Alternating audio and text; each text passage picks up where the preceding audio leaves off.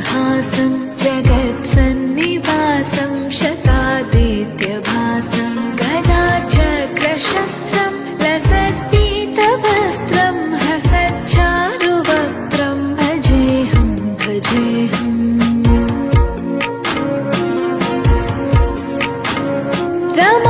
रमाकण्ठहारं श्रुतिव्रात्तसारं जलान्तर्विहारं धराभारहारं चिदानन्दरूपं मनोज्ञस्वरूपं धृतानेकरूपं भजेऽहं भजेऽहम्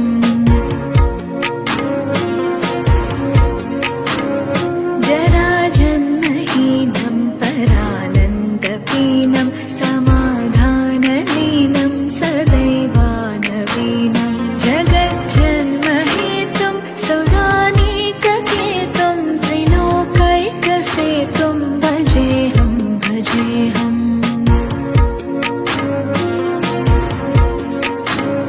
कृताम्नाय दानं कदादिशयानं विमुक्तेर्निदानं हरारातिमानं स्वभक्तानुकूलं जगद्वृक्षमूलं निरस्तार्थशूलं भजेऽहं भजेऽहम्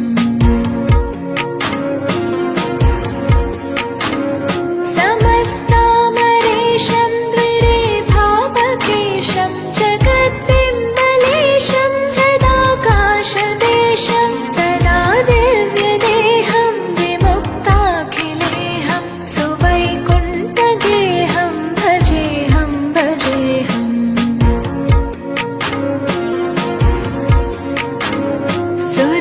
सुरालीबलिष्टं त्रिलोकीवरिष्ठं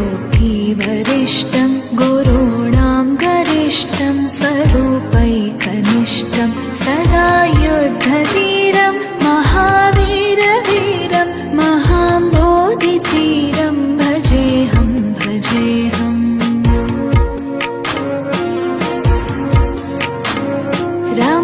रमावामभागं दलानग्ननागं कृताधीनयागं गतारागरागं मुनीन्द्रैः सुगीतं सुरैः सम्परीतं गुणोदयरतीतं भजेऽहं भजेऽहम्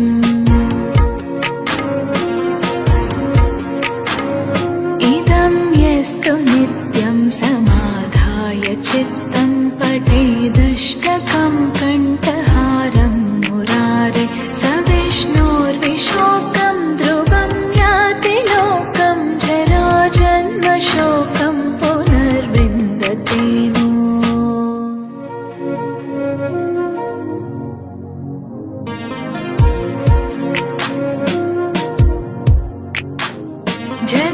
जगज्जालपालं कचत्कण्ठमालं शरच्चन्द्रपालं महादैत्यकालं नभो नीलकायं दुरावारमायं सुपद्मासहायं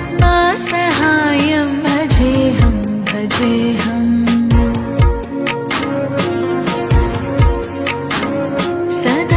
सदाम्भोधिवासं गलत्पुष्पहासं जगत्सन्निवासं शतादित्यभासं गदाचक्रशस्त्रं लसत्पीतवस्त्रं हसच्चारुवक्त्रं भजेऽहं भजेऽहम्